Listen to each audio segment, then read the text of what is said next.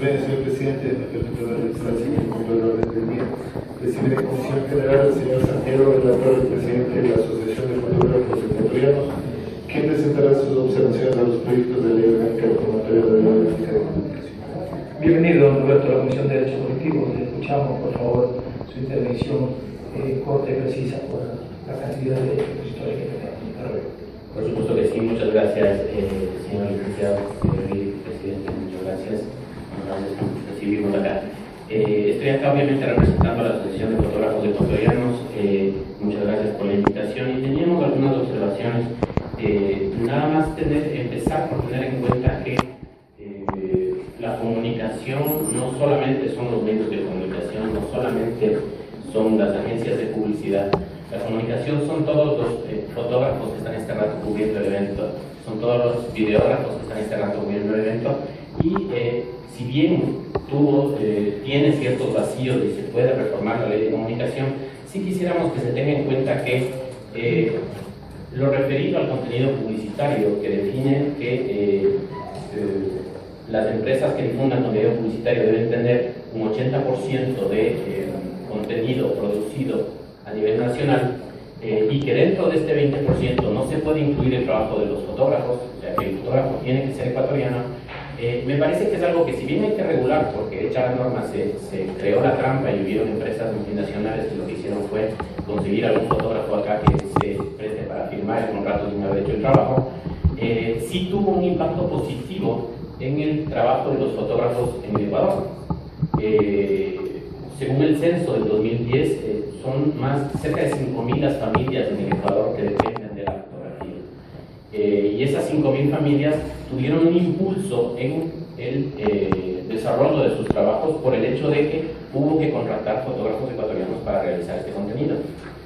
Sí me parece importante, si bien regularlo, mantenerlo, el porcentaje lo más alto posible, de tal manera que esto siga impulsando la economía de este sector importante en el país, importante en la comunicación en este país. Por otro lado, un tema muy importante que quizás tiene que ver más con el Código Ingenios, sin embargo vale la pena mencionarlo, es que me parece a mí que el Estado tiene que ser un ejemplo en lo que se refiere al respeto de propiedad intelectual y el uso de las imágenes. No podría quedar de ninguna manera en el aire la posibilidad de que alguien, ni siquiera el Estado, utilice las imágenes producidas por un fotógrafo ecuatoriano con su esfuerzo sin una remuneración merecida. Nada más para tenerlo en cuenta. Por otro lado, en lo expuesto por el señor Astiazu, se hablaba de que los derechos de autor y las sociedades de gestión colectiva. Las sociedades de gestión colectiva funcionan de manera vinculada a nivel mundial. Hay una sociedad que rige esto en el mundo y si es que los medios de comunicación pagaron los derechos de uso de imágenes o audiovisuales, obviamente no van a tener que pagarlo otra vez acá, pero tiene sentido que no exista un vacío que permita no pagar los derechos de uso de las imágenes. En el artículo 44 se habla de garantizar la seguridad de los periodistas en su labor, y me parece que si es que esto se extiende a garantizar la seguridad de los fotógrafos al trabajar en cualquier momento que estén trabajando. La inseguridad en el país es un tema muy importante y si de alguna manera se trabaja por garantizar la seguridad de los fotógrafos en las calles de tal manera que no sean de todo el mundo, pueda trabajar en libertad de tal manera que no sea víctima de la violencia, creo que tendría un impacto mucho mayor en la sociedad ecuatoriana. Y por último, un tema que tiene que ver con la titulación profesional. Existe un artículo que exige que los camarógrafos y los fotógrafos tengan un título profesional para poder trabajar en este sector, pero en el Ecuador no existe una profesión de fotografía. Por lo tanto, sí me parece que eso, regulado de la manera adecuada y generando los espacios para tener estos estudios profesionales, pueden a futuro garantizar esa calidad que uno espera. Sin embargo, estas 4.000 familias de fotógrafos me parece que merecen la posibilidad de que sus cabezas de familia sigan trabajando.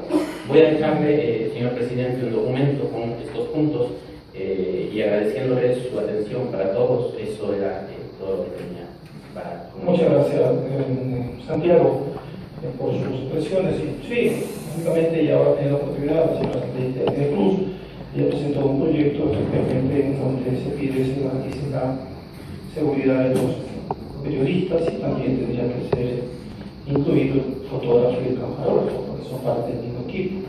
Así que estamos muy conscientes de esa situación que se vive en las calles y en cualquier parte del país, con el tema de la inseguridad, pero mucho más aún ustedes que realizan una labor que son de riesgo, que efectivamente tendría que garantizar, hay que trabajar profundamente, no solamente en una responsabilidad del Estado, sino también de los medios de comunicación. En ese sentido, vamos a tomar muy en cuenta sus sugerencias y observaciones para ver cómo las incorporamos a este texto que va a ser reformatorio. ¿Algún señor asambleísta que hace uso de la palabra? Por favor, Marcelo, gracias. Gracias, presidente. Santiago, buenas tardes. Solamente una aclaración en lo que tiene que ver con el artículo 98, que es lo que tú indicabas de la Producción Nacional. Decías que que se mantenga lo más alto posible este porcentaje. Actualmente en la ley de comunicación el porcentaje es del 80%. Y como hemos visto y como tú has constatado y nos lo has hecho saber, esto lo que ha hecho es precisamente favorecer a los trabajadores de la comunicación ecuatoriana, porque lo que se ha hecho a través de la ley de comunicación es generar plazas de empleo que son aprovechadas para nuestros profesionales ecuatorianos y no en su defecto como se hacía antes, porque yo también he estado en medios y lo he hecho por más de 20 años, que evidentemente había personas extranjeras que venían a hacer el trabajo que podía bien hacerlo y con la misma calidad que nuestros profesionales ecuatorianos. Pero tú decías conservar o dejar lo más alto posible. ¿Estarías de acuerdo con dejar este 80% o cuánto creerías tú, de acuerdo a quizá los datos que ustedes han manejado, podría ser este porcentaje? Tomando en cuenta lo que tú estás diciendo, que estas plazas de empleo lo que han hecho es precisamente dar trabajo a nuestros profesionales ecuatorianos, que es lo importante. Gracias, señora Presidenta. Santiago, primero para agradecerte que seas dado tus compañeros, me parece indispensable. Yo soy comunicadora social. Reiterar el compromiso. El compromiso, cuando hablamos de medios de comunicación, los periodistas no solamente nos enfocamos a las presentadoras de televisión, ni quienes están al frente de un micrófono, sino a todo el equipo técnico, a nuestros compañeros que inclusive trabajan en el transporte para poder trasladar a los diferentes reporteros. Te comento que este proyecto se lo presentó antes de que lamentablemente pase lo que pasó con los colegas del comercio. Sin embargo, me gustaría que puedas analizar el proyecto que presenté, las observaciones que vengan obviamente de parte de su gremio es importante para ir definiendo de qué manera se puede manejar este sistema de promoción a los periodistas y por supuesto también a los fotógrafos. Eso sería, estimado Santiago. Muchas gracias, asambleísta. ¿Algún asambleísta más que se usa la palabra? Claro, muchísimas gracias por su participación. Por favor, tenemos un documento que va a entregar Santiago para la siguiente control del día. Consumida, señor presidente del cuarto control del día de la Comisión General, al señor Mauricio Herrera, presidente de la Asociación de Trabajadores de la Comunicación del Ecuador, quien presentará sus observaciones a los proyectos de ley orgánica reformatoria de la Ley Orgánica. Bienvenido, señor Mauricio Herrera, a la Comisión de Derechos Colectivos. Sus observaciones serán siempre a nosotros muy valiosas. Esperemos poder recibirlas y procesarlas para efectivamente ver de qué manera se puede incorporar el texto que estamos elaborando para garantizar efectivamente una ley de comunicación que sea justo. Señor presidente, muchas gracias. Señores asambleístas, buenas tardes. 394 agresiones físicas, 345 agresiones verbales, incluidas amenazas, 3 muertes. Estas son las estadísticas de lo que va del 2008 al 2018. Los agredidos y las víctimas: camarógrafos, fotógrafos, asistentes, periodistas. Los agresores, con el 30% funcionarios públicos, y entre ellos presidentes, cuerpos de seguridad del Estado, jueces, fiscales, ministros, empleados públicos. Con el 44% el Estado, con un uso del poder del Estado con procesos legales, procesos de censura, etc.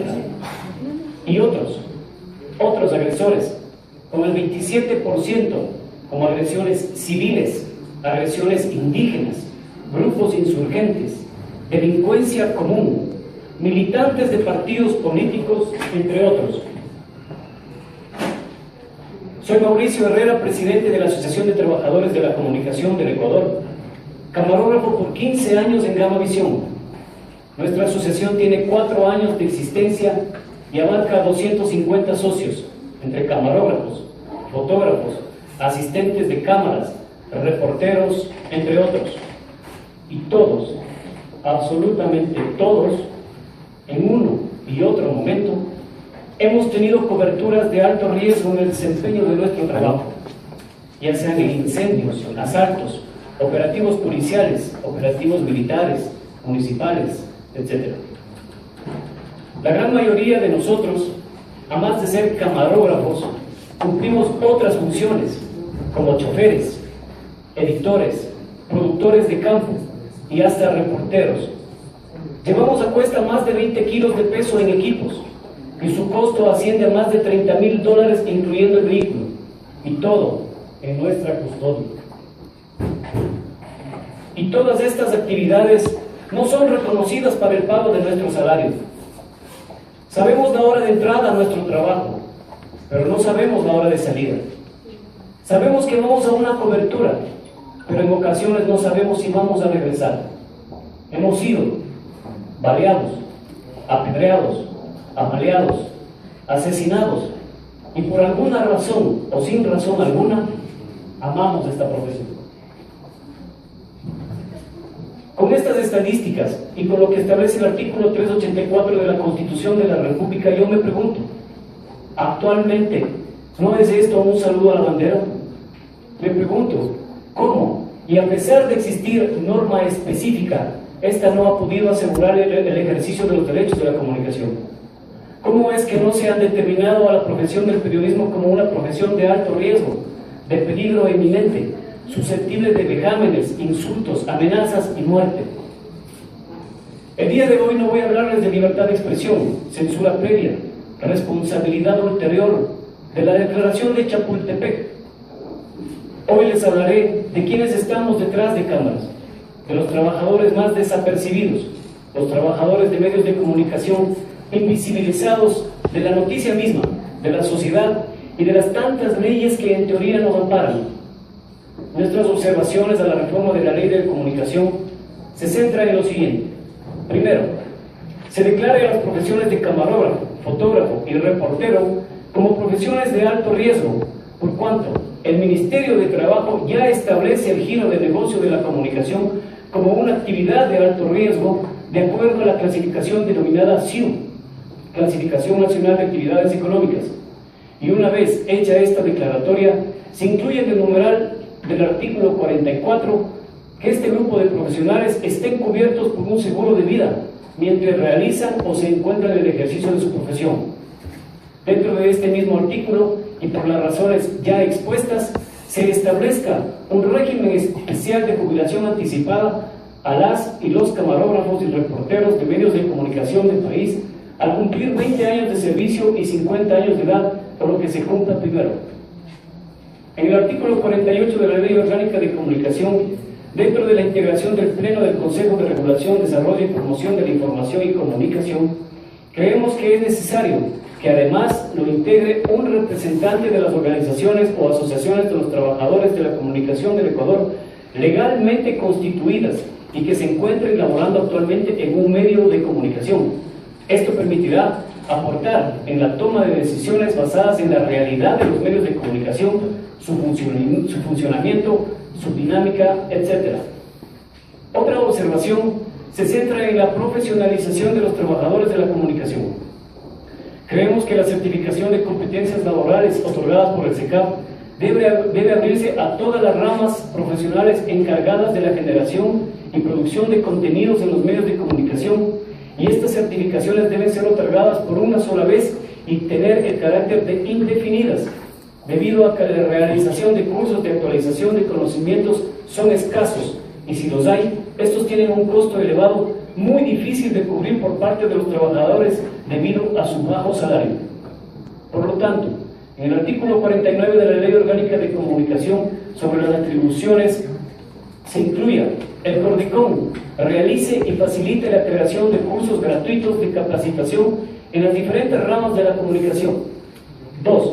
El Cordicom, o el nombre que vaya a tener, supervise con las autoridades respectivas que se cumpla con el pago de salarios acorde a las tablas sectoriales del Ministerio de Trabajo y que en ningún caso los trabajadores de la comunicación realicen varias funciones sin que éstas sean reconocidas y remuneradas. Y para finalizar, dentro de las observaciones, en la transitoria primera de la reforma a la Ley Orgánica de Comunicación enviada por el Ejecutivo, añádase: los accionistas minoritarios de las empresas que se hace referencia en esta transitoria tendrán la preferencia de compra del total del paquete accionario de las mismas, si fuera el caso. Hasta aquí, señor presidente y señores asambleístas, mi intervención. Muchas gracias, señor Mauricio Herrera, por sus palabras sentidas. Y lógicamente, es una comisión que recibe efectivamente observaciones, insumos, y tendrá que en su momento, lógicamente, programarlas, hacerlas conocer a los asambleístas ya en sesiones ordinarias y cada una de ellas procesar, ¿no? Todo es importante, todo lo que sume es bueno. La ley que estamos construyendo efectivamente es para garantizar derechos y en función de eso lo vamos a hacer con el trabajo de la comisión, con los 10 asambleístas que la conformamos. Si algún asambleísta quiere hacer uso de la palabra, tiene alguna pregunta, alguna observación para el señor Mauricio Herrera, por favor, el micrófono está a disposición. Señora asambleísta Marcelo. Gracias, Mauri. Bienvenido a la comisión. Trabajamos igual juntos haciendo periodismo en Gama TV, así que conozco realmente muchas de las propuestas que ustedes están haciendo ahora porque son realidades que las hemos vivido juntos, ¿no? Mientras éramos periodistas, porque ustedes también lo son. Y precisamente porque conozco que el trabajo, en este caso de camarógrafos, de asistentes, de fotógrafos, no se circunscribe solamente el hecho de estar atrás de una cámara, sino que muchas veces son ustedes quienes realizan otras funciones y a mí me ha costado eso durante 20 años.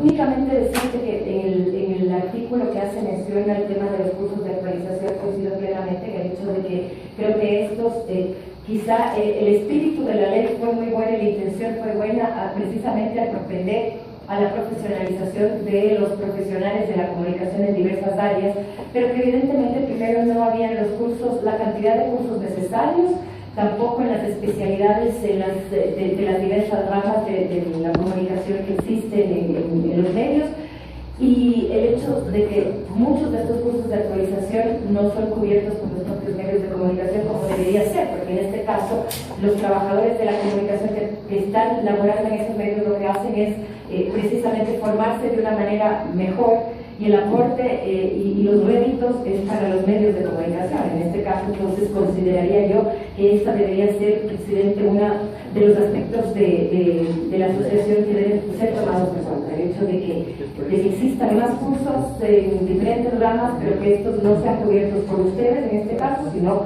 pagados por los medios. Y otra cosa adicional, porque soy testigo de aquello, que les den permiso a los medios de comunicación para que ustedes puedan formarse, porque era algo que no pasó. Cuando había estos cursos, en muchas ocasiones ustedes no pudieron tomarlos precisamente porque no tuvieron el permiso necesario.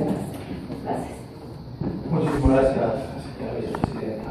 ¿Algún otro asambleísta que quiera hacer uso de la palabra? Bien, agradecemos a Mauricio que tenga la seguridad que vamos a considerar estos puntos muy importantes que nos ha traído el día de hoy. Tenga la interés de hacerlos llegar a la comisión para poder analizar. Muchas gracias, señor presidente. Me permito dar lectura de este punto del orden del día. Recibe la Comisión General de la doctora Isabel Ramos, catedrática de la Facultad Latinoamericana de Ciencias Sociales, sede Ecuador, Milaxo, quien presentará sus observaciones a los proyectos de ley orgánica de reforma a la ley orgánica de comunicación. Doctora Isabel Ramos, como usted ha escuchado, este es un debate realmente para recibir observaciones a la ley de comunicación, y la comisión abierta a todos aquellos protagonistas de la información y la comunicación lo recibimos para efectivamente recibir esos insumos. Tenga la gentileza, el micrófono es todo suyo. Bueno, muchísimas gracias a los señores legisladores que cursaron la invitación. Es muy honroso para nosotros estar como proyecto de investigación académica desde Aflaxo, tratando de hacer algún aporte a este debate tan importante. Así que muchísimas gracias por eso. En honor al tiempo, yo me voy a referir al proyecto, casi exclusivamente al proyecto presentado por el Ejecutivo, y quisiera transmitirles algunas de mis principales preocupaciones. Diciéndoles sobre todo que todas las conclusiones y la información sobre la que se basan estas observaciones tiene que ver con procesos de investigación académica en las cuales han intervenido equipos de investigación y se ha hecho con rigurosidad científica, digamos. Entonces, más allá, más acá de las posiciones o los activismos personales, esto tiene que ver con la investigación académica. Me preocupa muchísimo, ¿sí?, que en su conjunto el proyecto del Ejecutivo retrocede en lo que el catedrático Owen Fish, profesor emérito de la Facultad de Leyes de la Universidad de Yale, llama activismo estatal. Es decir, es una cuestión, en sociedades estructuralmente desiguales, el Estado, dice Owen Fish, debe intervenir usando su poder de policía y su poder de regulación para ofrecer condiciones equitativas para el ejercicio por parte de todos los actores sociales de la libertad de expresión y de todos sus derechos conexos. Esa es una obligación del Estado en la doctrina estadounidense, no la ortodoxa, no la dominante, ¿sí?, digamos. Este profesor dice que la no intervención del Estado deja precisamente la distribución de la palabra pública y de la libre expresión al mercado. ¿Sí? Y no hay nada menos libre que el mercado libre. Entonces, en este sentido veo que en el proyecto de ley presentado por el Ejecutivo hay un retiro del Estado de la tutela de los derechos de los periodistas profesionales y trabajadores de prensa, y eso evidentemente no deja de preocuparnos. Retiro de la tutela de los derechos de las audiencias y de los públicos mediáticos también, y retiro de la tutela de los derechos de los medios de comunicación comunitarios. Es decir, de actores que no tuvieron presencia en otros articulados, en otros momentos políticos del país, y esto me parece preocupante y complicado, ¿sí? Miremos solamente los artículos derogados y miremos una cuestión. El artículo 29, que regula en el articulado original la libertad de información y los límites lícitos y legítimos de la libertad de información, está derogado. Se deroga el Consejo Consultivo del CORDICOM, integrado por actores de la comunicación, es decir, por realizadores de audiovisuales, comunicadores sociales, organizaciones ciudadanas vinculadas al ejercicio de la cultura y de la comunicación, estudiantes de comunicación, profesores universitarios de comunicación. No es que queramos como sector estar ahí, digo, pero somos actores de la comunicación que teníamos un papel en el proyecto anterior. La derogatoria de la Supercom, a la que no me voy a referir, yo en este sentido, en lo personal y a través de los procesos de investigación que hemos desarrollado, vemos que evidentemente el cambio de composición entre el proyecto que estaba en primer lugar para segundo debate, todos me entienden, había una composición muy interesante del Consejo de la Autoridad de Aplicación de la Ley de Comunicación, que luego no fue posible implementar en el proyecto que realmente se sancionó, y la Superintendencia de Información y de Comunicación fue puesta a último momento y por la ventana, sin el debate con los actores sociales que habíamos invitado la necesidad de democratizar la comunicación a partir de un cuerpo legal.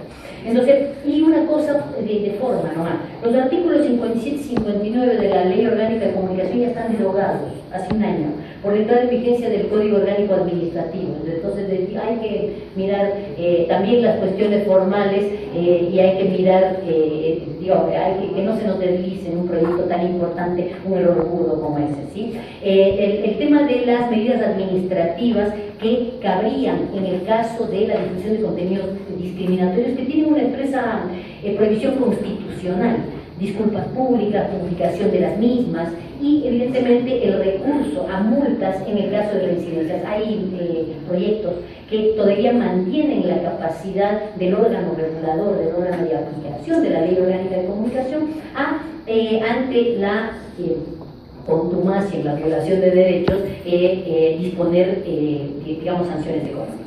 Ahora, desaparece también el articulado el defensor de las audiencias. Esto me parece sumamente peligroso porque realmente la relación entre los medios de comunicación empresariales y no empresariales, también los medios de comunicación como entidades emisoras y los públicos es una relación de desigualdad, ¿sí? Tiene que existir un defensor de las audiencias en el marco de una relación de desigualdad. Ahora, el artículo 80 derogado vacía completamente, porque hay otro articulado propuesto ahí, vacía del sentido de lo público a los medios públicos.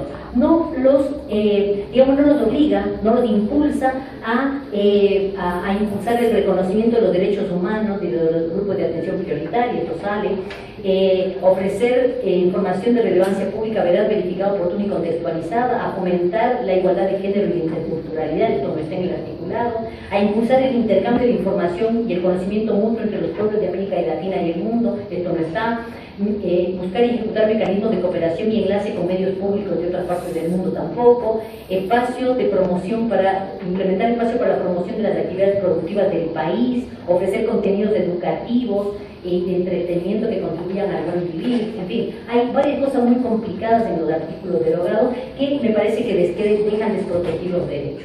Me preocupa también que en el artículo 1 de la ley reformatoria se desconozca el ámbito administrativo de aplicación de la ley orgánica de comunicación, porque esto automáticamente y de facto deja en la indefensión al ciudadano común, porque judicializa la controversia comunicacional.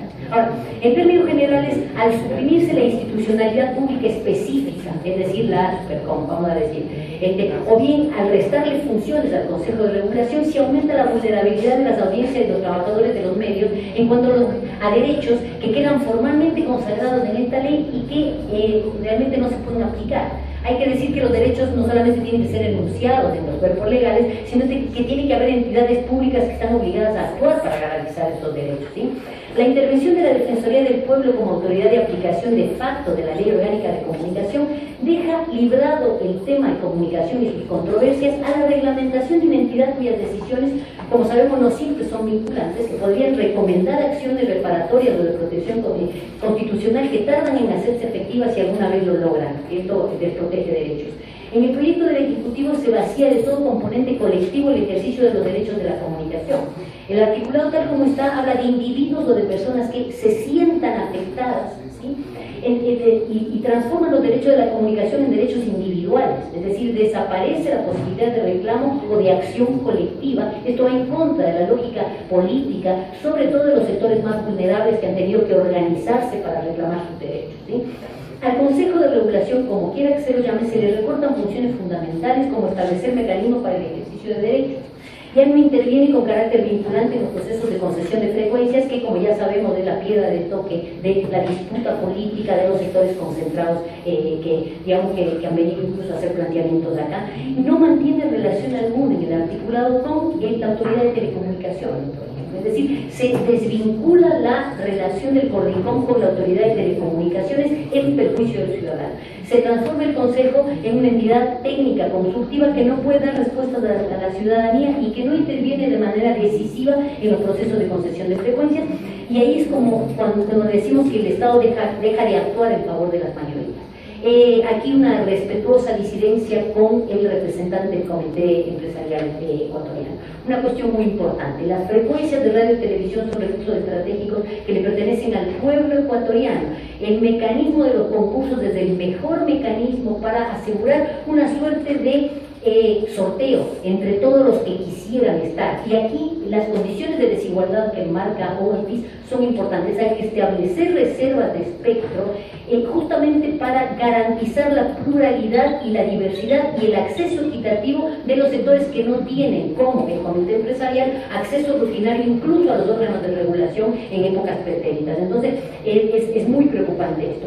La ley no establece mecanismos de exigibilidad de los derechos consagrados en ella, y por eso a mí me parece que la mayor parte de los derechos que están en el nuevo articulado se vuelven letra muerta. Por ejemplo, la prohibición de la censura previa es meramente retórica. El articulado no prevé acción alguna si se produce censura previa. La obligación de los medios de clasificar contenidos queda en una mera declaración.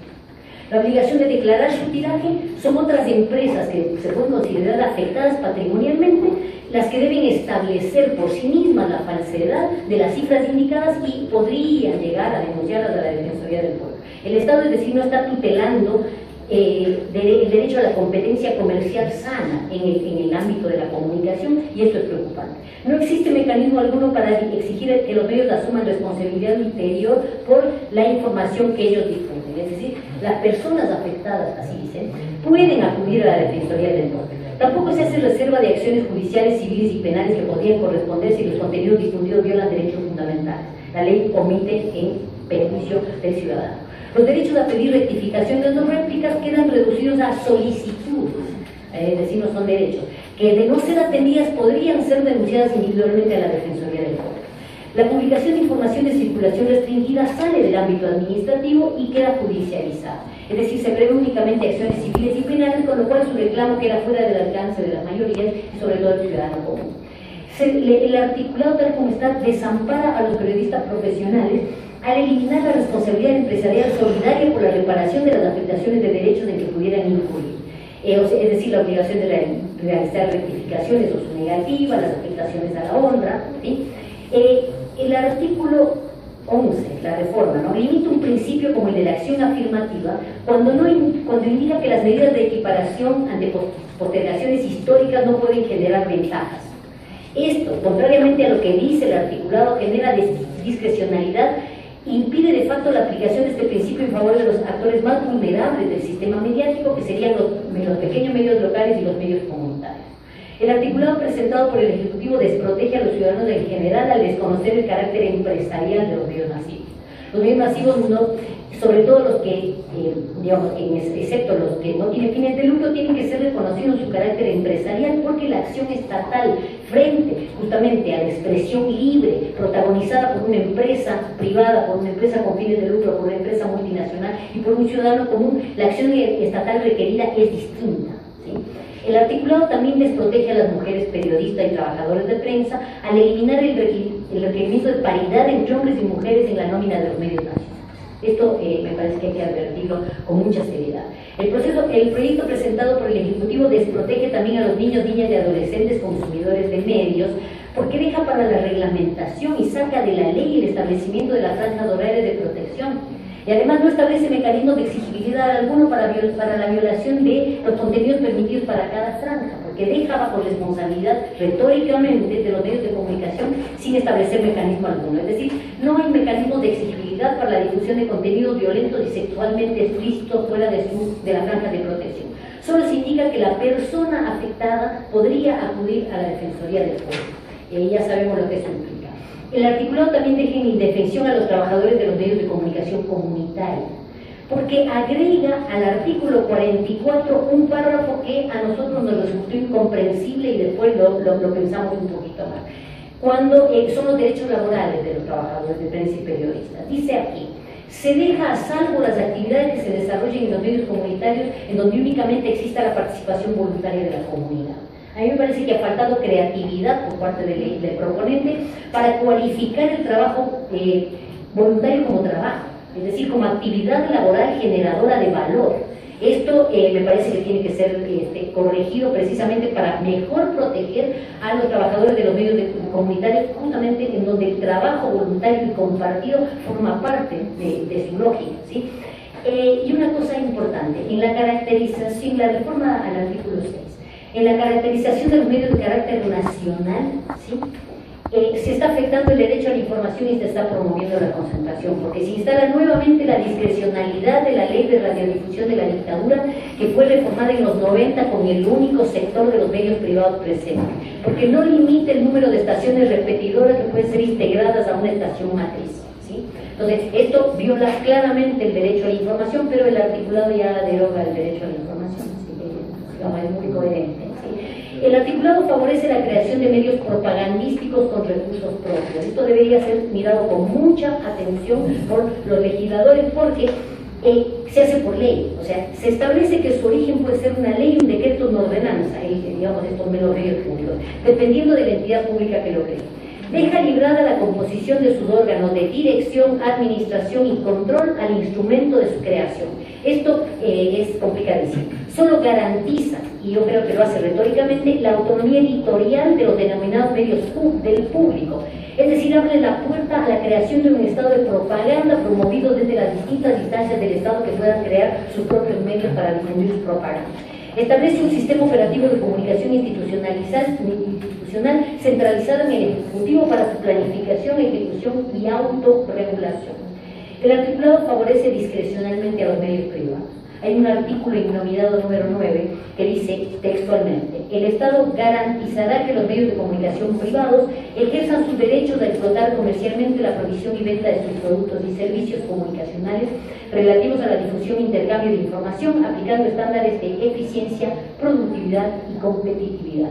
Esta garantía no está para los medios públicos y no está para los medios comunitarios. Esto genera una desigualdad del Estado, entonces está protegiendo a los poderosos, o no sé qué, o me parece. Y hay una disposición transitoria quinta que yo vengo a preguntarles, ¿sí? Si es que alguno de ustedes se ha puesto a estudiar qué es lo que persigue esa transitoria quinta.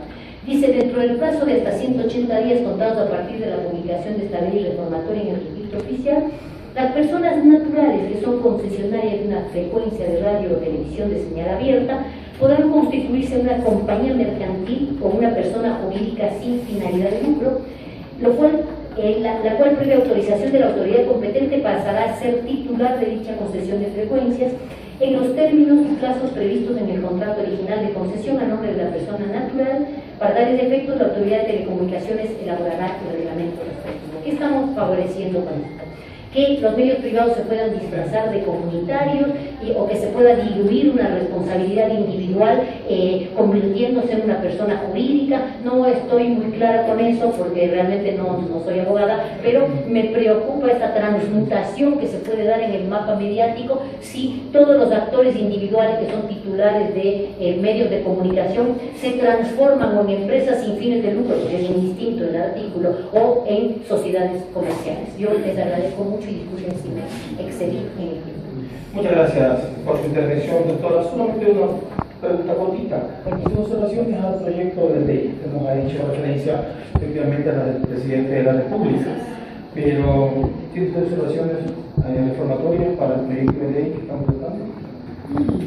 Miren, realmente nosotros lo que habíamos pensado, bueno, justamente con el sector de los medios comunitarios con el que hemos trabajado estrecha y cercanamente, lo que tenemos para pensar, bueno, primero el tema de mantener el contenido del artículo 10, las normas deontológicas, a mí me parece que es sustantivo mantenerlas en el articulado, esto es importante. Es importante a nuestro juicio también exceptuar no considerar que la profesionalización se reduce a la posesión de un título de licenciado en comunicación social. En la profesión periodística crecemos, y bueno, me incluyo porque yo también he hecho periodismo muchísimos años, crecemos haciéndola. Entonces, existen algunos sistemas, incluso universitarios internacionales, lo que se llama el reconocimiento del mérito equivalente al título. Más allá de calificar o cualificar la capacidad o la incapacidad de los comunicadores comunitarios, a mí me parece que el reconocimiento de la experiencia acumulada puede equipararse a esta idea del mérito equivalente, ¿no es cierto? Es indispensable mantener entonces la reserva de espectro, no solo la división tripartita del espectro radioeléctrico, porque, seamos realistas, en economías de mercado los medios de comunicación no se democratizan a sí mismos porque no persiguen como bien, digamos, como objetivo fundamental informar, entretener y educar, como dice la retórica. Lo que persiguen es la maximización del beneficio económico. Entonces, no es posible, aunque lícitamente deban existir medios privados, no es posible que se democraticen, pero lo que sí podemos democratizar es el ecosistema mediático, como dice en algún momento el articulado. Podemos pluralizar las voces presentes en el espectro radioeléctrico y en el espacio, digamos, en el espacio de los medios de comunicación, que es parte del espacio. Muchísimas gracias.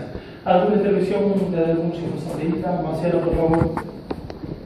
Gracias, presidente. Isabel, buenas tardes y gracias por las sugerencias. Creo que deberían ser mucho más en cuenta a la hora de hacer estas reformas al dentro de la Comisión de la Ley Orgánica de Comunicación. Un único punto nada más que tenía que ver con el artículo 54 de los consejos consultivos.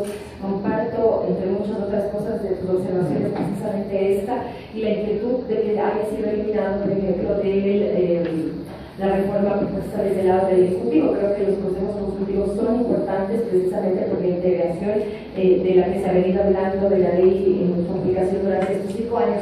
Pero quisiera sí preguntarte si es que efectivamente estos consejos consultivos han sido aplicados más allá de lo que la norma ha establecido, porque me parece que en muchos de los casos no ha sido así, y esta, creo, entre otras cosas, como por ejemplo el defensor de audiencias, creo que son dos temas muy importantes de participación social y ciudadana en la ley. Digamos que tenemos deudas pendientes. La ley de comunicación tal como está tiene deudas con la ciudadanía. No se aplicó nunca. El tema de los consejos consultivos, por ejemplo, no se aplicó. Me preocupa que se derogue, pero realmente, o sea, es necesario avanzar en los elementos positivos de un cuerpo legal precisamente para que se aplique. Estamos en condiciones de exigir el ejercicio de un derecho en tanto y en cuanto este exista consagrado en los cuerpos legales. Entonces, no podemos renunciar a los consejos consultivos, no podemos renunciar a los defensores de audiencias y no podemos renunciar a la necesidad de pluralizar las voces en el espectro radioeléctrico y en el caso idéntico. Gracias. Muchísimas gracias. Agradecemos la presencia entonces en esta tarde de la doctora Isabel Ramos, catedrática de la Universidad Latinoamericana de Ciencias Sociales de Colombia. Agradecemos su presencia. Secretario, por favor, vamos a continuar, tenemos que continuar. El lector al siguiente punto de orden. Enseguida, señor presidente, recibir en Comisión General al asambleísta Jorge Yunda, quien presentará sus observaciones a los proyectos de ley orgánica reformatoria de la ley orgánica de Santiago. Previo a la presentación de la asambleísta Jorge Yunda, vamos a permitirles guardar el audio, por favor, señores asambleístas. Regálenos 5 minutitos, por favor, a Yunda. Y nada, su observación al proyecto de ley orgánica de comunicación. Bienvenido, asambleísta, a la Comisión de Derechos Colectivos. Siempre será un placer tenerlo acá. En este tratamiento de comunicación, es muy importante su observación. Bienvenido. Gracias. Muchas gracias, señor presidente, señores asambleístas.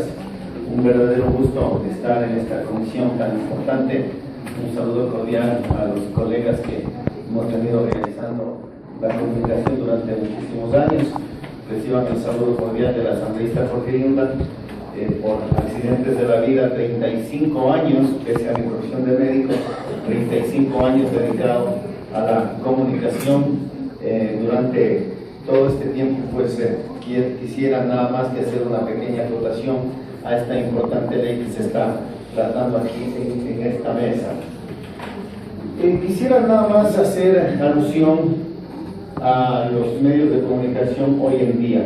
Creo que lo digital es el futuro de la comunicación. Indudablemente, hoy los jóvenes ya no compran el periódico, los jóvenes ya no ven televisión y ya no escuchan radio.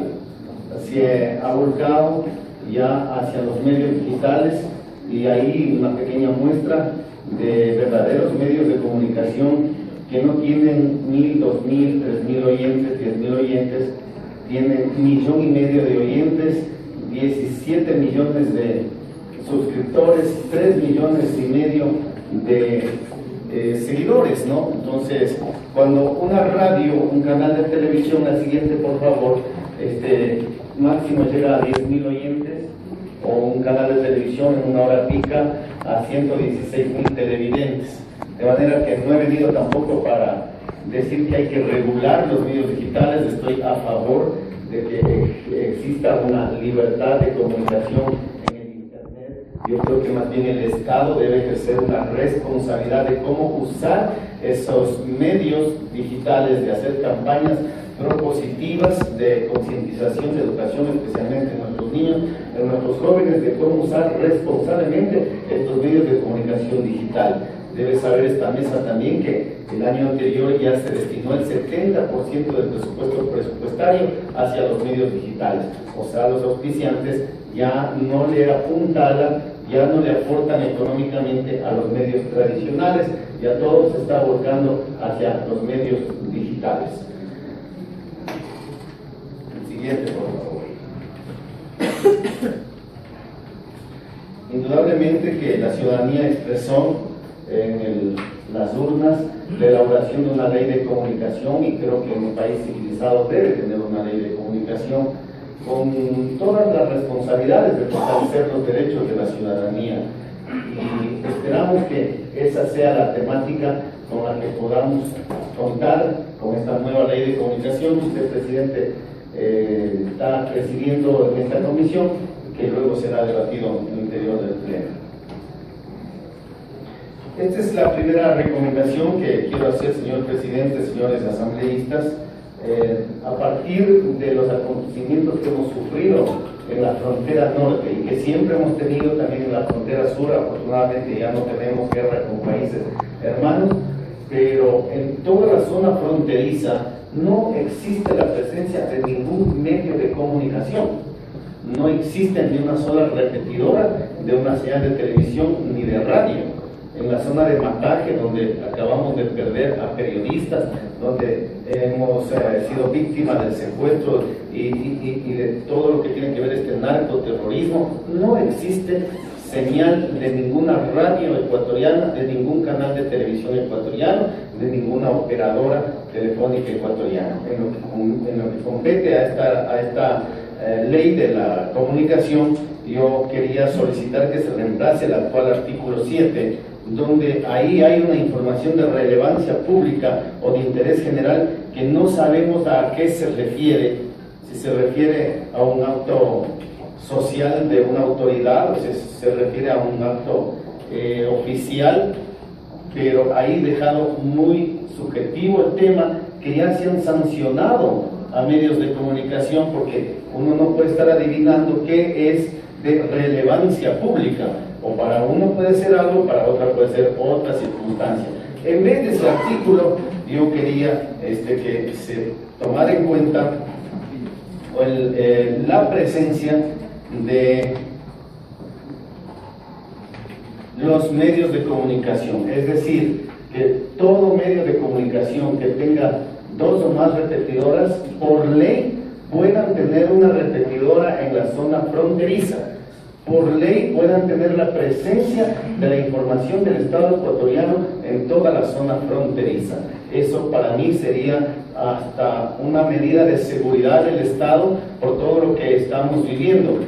Obviamente con un tratamiento diferente a lo que significa el concurso de frecuencias, sino con la disponibilidad de frecuencias se pueda asignar un poco más diligente a todos aquellos medios que tienen 2 o más repetidoras para que puedan tener presencia en la frontera ecuatoriana y así tener la presencia del Estado, especialmente por motivos de seguridad, que creo que es muy importante después de estos acontecimientos que hemos vivido, de los secuestros, de las bombas en las fronteras nacionales. En el artículo 36.1 también hay un tema que tiene que ver con la promoción de los espacios interculturales. Como vicepresidente de la Comisión de Salud y en torno a los indicadores alarmantes de salud que existe en el pueblo ecuatoriano, donde ha subido la diabetes, la hipertensión, enfermedades catastróficas, el embarazo en niñas y adolescentes es un tema lamentable. Somos los pioneros en el mundo y líderes totales en el embarazo de adolescentes y niñas reincidente. La desnutrición infantil son situaciones muy lamentables que quisiera que se tomen en cuenta también, que en este espacio, más de hablar de la interculturalidad, que me parece importante, se hable de prevención de salud, señor presidente, señores asambleístas.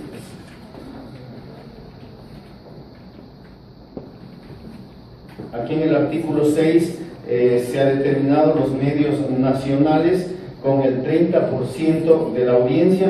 Creo que lo justo para poder identificar a los medios locales de los medios nacionales tiene que constar el 50% de la población, es decir, los medios de comunicación que adquieran el carácter de nombre nacional cuando su cobertura llegue al 50% o más de la población del país. El artículo 48 me ha permitido ahí en el Consejo de Regulación y Desarrollo e Intervención de los Derechos de la Comunicación, el CORDICOM, o como se vaya a llamar, pues se pueda reemplazar al representante de los GATS, de los municipios, porque los municipios también son regulados, tienen asignación de frecuencias. Entonces se pueda reemplazar en su conformación de directorio por la presencia de la academia, que siempre ha sido relegada, y creo que debe estar presente las facultades de comunicación del Ecuador.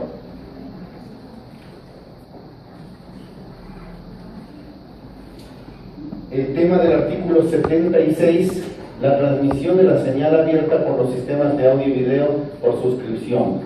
Si en un país de altos riesgos como el Ecuador, donde estamos expuestos a una actividad volcánica que ya le hemos pasado con el Cotopaxi, con el Pichincha en su momento, con el Reventador en este momento, con problemas de los movimientos telúricos que acabamos de pasar hace años anteriores en poblaciones en donde los medios prácticamente dejaron de funcionar, las redes sociales dejaron de funcionar, las telefónicas se colapsaron, y yo creo pertinente que tiene que haber por ley la exigencia de que en los medios de transmisión satelital y de cable operadores la presencia de los canales locales abiertos asignados legalmente. Es decir, si hay un terremoto en Imbabura y usted está viendo DirecTV, lamentablemente no puede tener la señal del canal local de Imbabura. Debe tenerlo por seguridad en un país de alto riesgo. Lo mismo ocurre en el Ecuador, donde los canales locales abiertos no están en las parrillas de los cable operadores grandes. Más bien ahí podemos tener una serie de canales de otros países que siempre bienvenidos, pero creo que se debe dar prioridad a la señal abierta de los canales locales ecuatorianos, especialmente por ser un país de alto riesgo en fenómenos naturales. Y el artículo 78, señor presidente, que quería también hacer una observación, que en el Ecuador yo creo que medios públicos no existen en realidad, porque siempre son designados por las autoridades de turno y siempre van a responder a las autoridades de turno. Más allá de que sea de una ideología, de otra ideología, yo creo que los medios públicos deben responder única y exclusivamente al interés social de la ciudadanía. Y para ello, pues, he sugerido que los gerentes y directores de medios públicos, de todos los medios públicos, sean elegidos por concurso de méritos y oposición ante el Consejo de Participación Ciudadana y que respondan únicamente a los intereses de la ciudadanía, no sean objetos de medios gubernamentales o medios municipales o del alcalde de turno, del prefecto de turno o del señor presidente de turno, sino que sean verdaderos medios públicos que defiendan los intereses de la ciudadanía. Esas son mis observaciones, señor presidente. Muchísimas gracias por escucharme. Muchas gracias, doctor Jorge Yunda, por sus expresiones manifiestas, por supuesto, muy claras, cortas y precisas. Sobre lo que usted manifestaba acerca de los medios de comunicación referente a las parrillas y a las programaciones, ya estuvo aquí la señora secretaria de riesgos, la asambleísta Alessandra Ocre, y ya hemos tratado ese tema, que es muy importante, sí, porque es que el Ecuador es un país de alto riesgo. Entonces, esa va a ser una de las iniciativas que tomemos en la comisión para poder incorporar estos artículos que efectivamente nos garanticen que estemos alerta ante una medida de riesgo para todos los ecuatorianos. ¿Algún señor asambleísta que le uso la palabra? Señor asambleísta. Mi estimado presidente, buenas tardes, compañeros, mi estimado asambleísta, compañero Jorge, bienvenido a esta comisión. Muy concreta y precisa las observaciones que téngalo por seguro, vamos a tener en cuenta. Una pregunta muy concreta sería, para tu parecer, que tú estás en los medios, que tú estás en los, por tu experiencia, ¿cómo debería ser la redistribución de las agencias, la participación de los medios públicos, comunitarios y privados, ya que tú sabes, los medios comunitarios muchas veces no han tenido esa accesibilidad? ¿Cómo debería ser para que haya un concurso de frecuencias de manera transparente? Bueno, estimado asambleísta, creo que la Constitución lo consagra puntualmente en lo que tiene que ver con el porcentaje de cada una de las actividades. Sí se debería poner a concursar comunitarios con comunitarios, públicos con públicos, privados con privados. Yo recuerdo que la comunicación privada también responde a empresarios que creen en su país, invierten en este país, pagan impuestos, generan una plaza de empleo, se paga el uso de la frecuencia, y creo que en ese sentido se tienen que fortalecer los tres ámbitos que dice la Constitución. Hace unos pocos meses el Alcotel sacó al concurso como 800 frecuencias de radio y 500 frecuencias se declararon desiertas, es decir, no hay todavía la motivación para poder concursar especialmente por las radios comunitarias, por una simple razón, porque mantener un medio de comunicación se requiere una inversión, se requiere un flujo económico bastante complicado para los comunitarios, y cada vez la publicidad va hacia los medios digitales. Yo creo que tiene que haber facilidades, tiene que haber ayuda del Estado para que se puedan fomentar los medios comunitarios, que muchos de ellos, te doy solamente en la administración anterior, 17 medios comunitarios se dieron, inclusive comprando los equipos, se dio instalando, se dio la frecuencia, y ya solamente 6 de ellos están prendidos, los otros han tenido que cerrar. Entonces es un proyecto mucho más complementario, con la ayuda del Estado, con la ayuda de la empresa privada y con la ayuda de la legislación, para que puedan mantenerse y fortalecer los medios comunitarios especialmente. Algún, señor asambleísta, no se Carrión, por favor.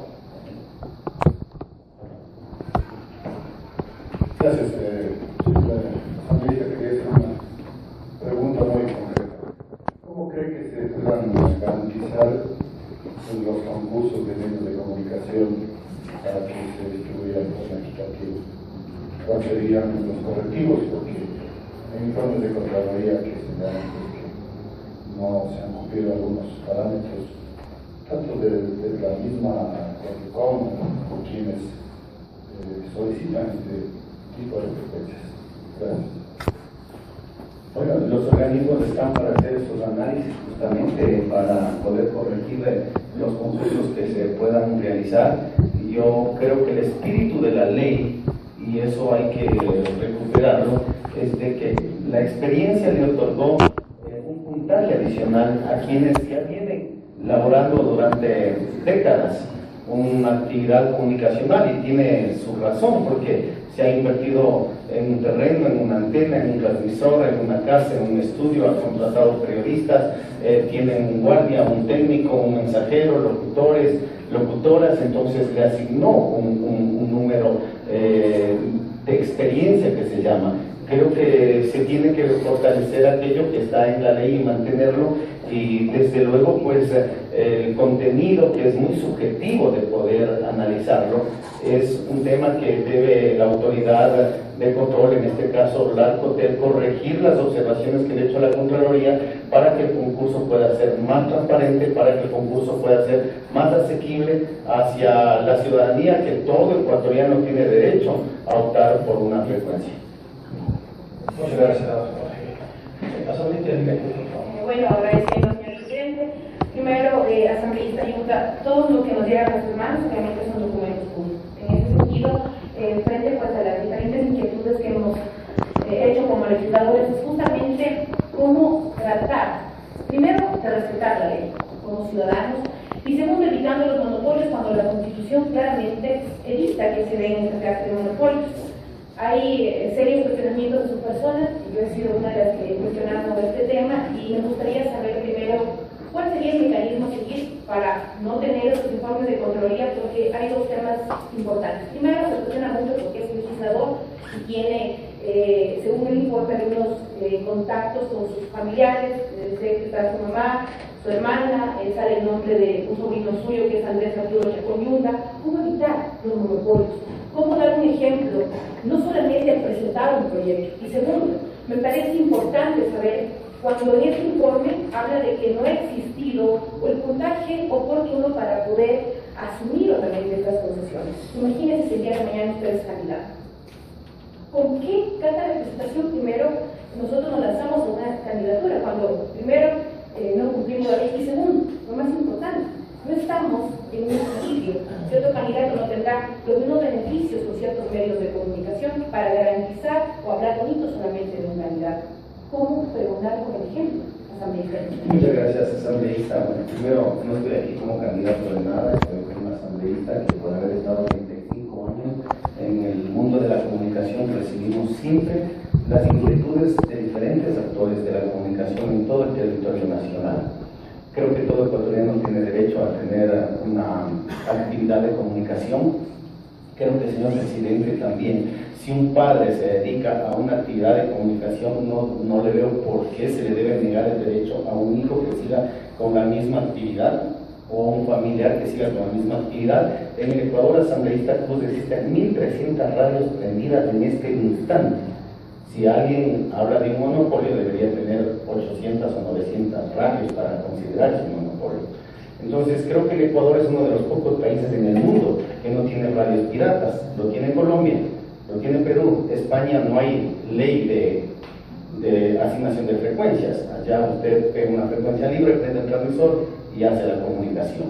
Entonces, creo que en ese sentido no concuerdo con usted de que haya monopolios en el territorio ecuatoriano. Cuando hay 1.300 radios prendidas, no conozco de alguien que tenga 800 o 900 radios. Yo creo que la actividad de la comunicación, como cualquier otra, amerita una inversión, amerita cumplir con la ley, amerita respetar especialmente los derechos laborales de los obreros de la comunicación. En ese sentido, Ecuador es uno de los pocos países que más bien tiene diversidad de concesionarios. El vecino país de Colombia tiene cadenas, 3 o 4 cadenas nada más, o sea, 3 o 4 dueños. En el Perú ocurre lo mismo, 3 o 4 dueños, pero aquí existen 1.300 dueños. Entonces está más democratizado. Sin embargo, siempre como asambleístas, siempre como autoridades, hay que ir poniendo los temas correctivos para que no se pueda dar una concentración de esa naturaleza. Muchas gracias. Ahora, yo tengo una pequeña pregunta para ustedes, pequeña simple información. ¿Cree usted que debe existir los concursos para la adquisición de las frecuencias o cree que debe ser una asignación directa? Porque si hablamos que efectivamente ha existido no tanta transparencia en algunos casos para la asignación de las frecuencias, y en este momento que el país cree que debería ser libre la solicitud para poder adquirir una frecuencia, cumpliendo con lo que determina la ley a través de la Alcotel y también lo que determina el Correcom. Depende de la política que se pueda realizar. En Estados Unidos el concurso de frecuencias es por una subasta inversa. Un país capitalista el que más puede pagar por el uso de un espectro que es inagotable, además porque el espectro radioeléctrico está antes de la aparición del universo y estará ahí después de la aparición del universo, porque no es del petróleo, no es algo que se consume o se gasta.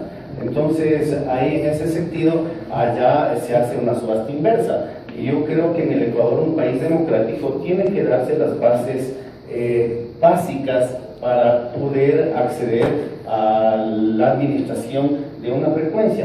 Pero le recuerdo, señor presidente, que cada vez es menos requerida una frecuencia convencional, porque todo se está yendo hacia lo digital. Y ya le comento, el anterior concurso hubo más de 500 frecuencias desiertas, o sea, nadie las quería.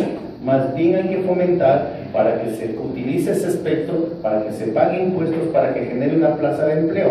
Yo no le veo mal que un asambleísta o un ecuatoriano o cualquier funcionario pueda tener una radio en Quito, pueda tener una radio en Cuenca, pueda tener una radio en Guayaquil. Me parece que genera una plaza de empleo, me parece que genera un servicio a la comunidad, siempre y cuando se guarden los lineamientos de lo que se ha mencionado, de que no se vaya hacia los otros extremos.